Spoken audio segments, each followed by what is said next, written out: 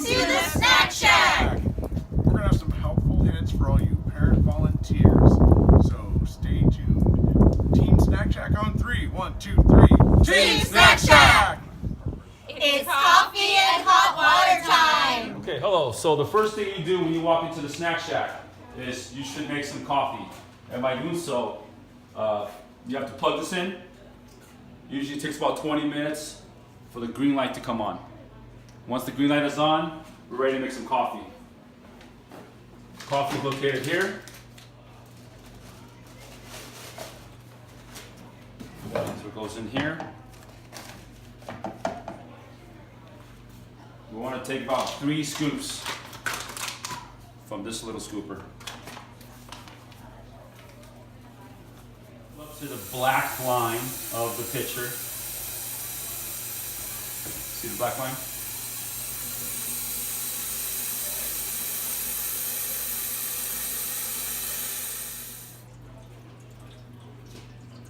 And voila, there's your hot coffee. It's crockpot time! Come on. Alright, well after you get the coffee pot and hot water all set up, then you're going to need to get the crock pot going to warm up our cheese and chili.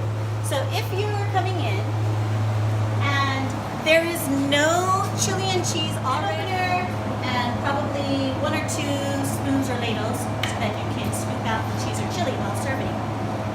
Bring it on over, set it down, you can open up the cans here. Put our cheese and chili into the warmer, and to prepare that, you take the lids off. Down below in a drawer here, likely, you will find a box of slow cooker liners, and these are. And then turn your settings to high for the first, I would say, 10-15 minutes, stirring occasionally and checking to see when the heat seems to have brought it to a good temperature. When it's at the right temperature, then just select warm to remain there until you need to continue to refill. It's setup time! Alright, before the Snack Shack can be ready for opening, we need to actually finish all the setup. And we're going to show you how to do the condiments and the rest of the setup. Right here, we have a table for the condiments. We're going to actually take it outside and put it right outside.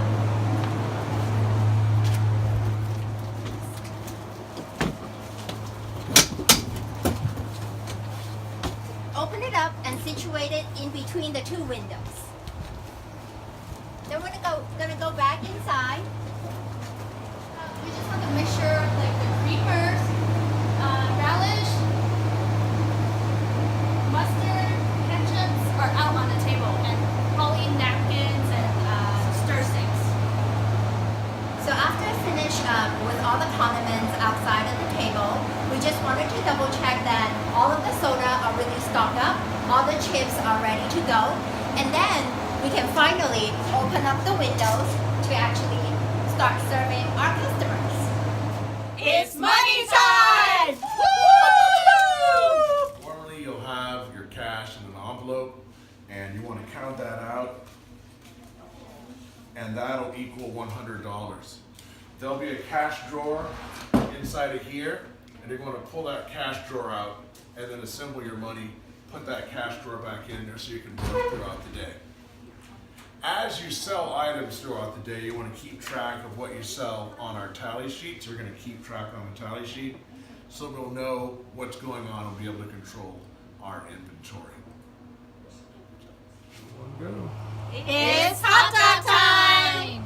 Okay, so how we turn on the hot dog roller and get it started is that we go ahead and plug it in.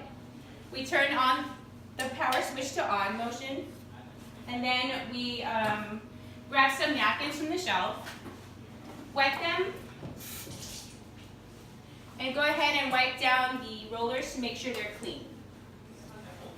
Next, we'll go ahead and grab the hot dogs from the fridge.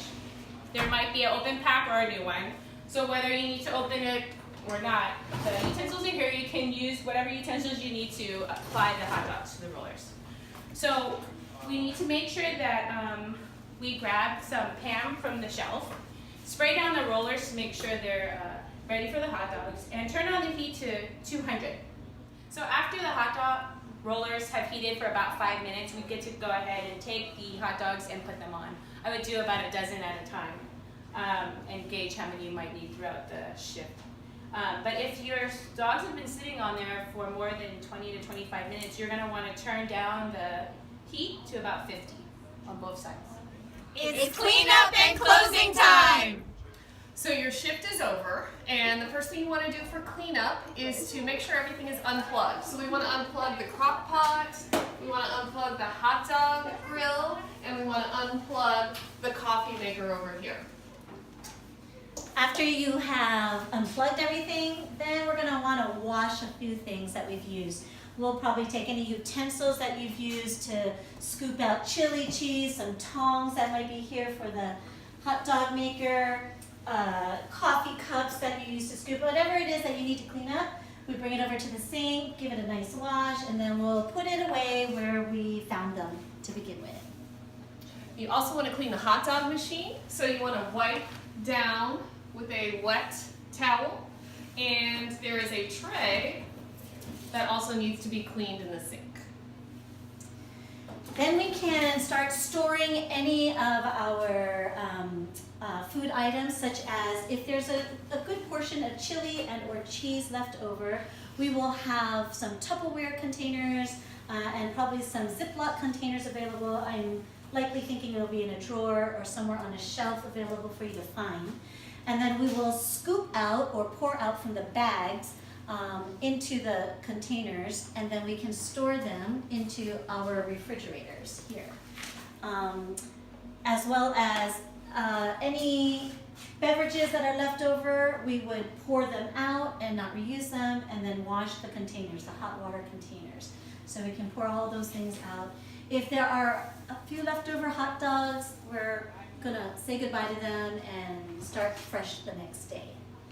Also, if there are dry goods that are going to be sold, such as chips and candies, they'll likely be over in this area. We'll be putting those away and storing them. 2, 1, go.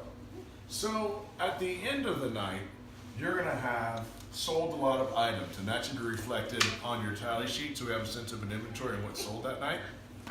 You're gonna have your cash, and you're gonna count your cash down, and you're gonna separate out $100.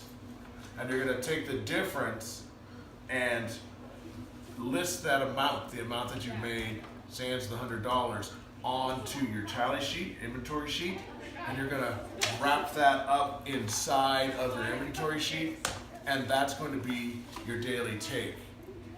By the end of the evening, someone will come to help you to close out your shift, and they'll collect your proceeds and your separate $100. That way, the snack shack will be ready to open the next shift.